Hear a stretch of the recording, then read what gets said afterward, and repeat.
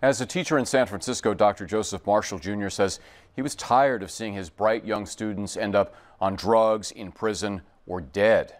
So he decided he was going to do something about that, one person at a time.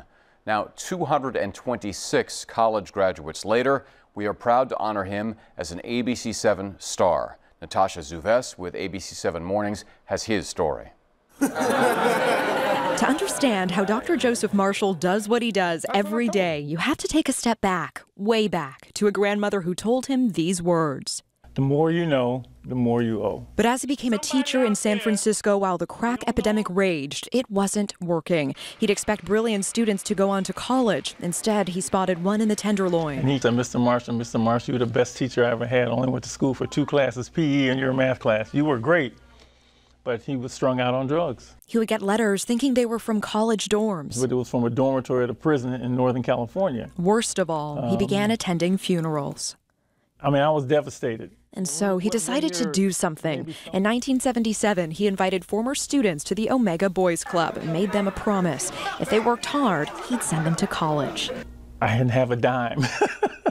A year later, 8 students were ready. That's when the first miracle happened. A reporter at Channel 7, his name was Steve Davis, came out. Steve's series inspired you, the ABC7 viewers, to do this. Several hundred viewers, bless you, have sent cash and checks. I asked why they think people from all over the Bay Area are sending them money. Why? Because they care for us. That was just the beginning. So this is the magic room. Now 226 graduates line these walls, young men and women. To date, he has helped raise and give out more than $7 million in scholarships, and he remembers every one. Oh yeah, all of them.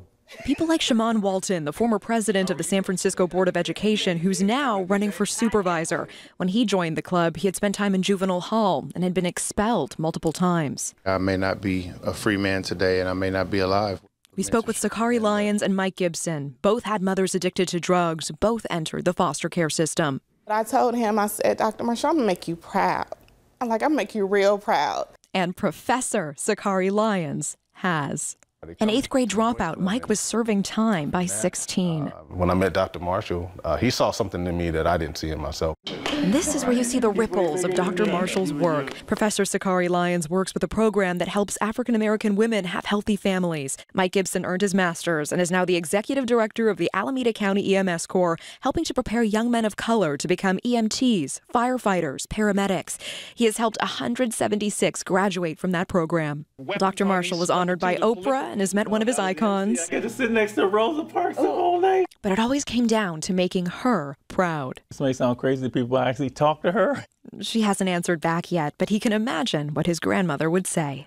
She would say, I was doing the Lord's work, which really made me feel good, and it still does. The more you know, the more you owe. Dr. Marshall still teaches his classes every week, and he told me changing lives is easy. It's the fundraising that's his biggest challenge. If you'd like to help his cause, you can donate at stayaliveandfree.org.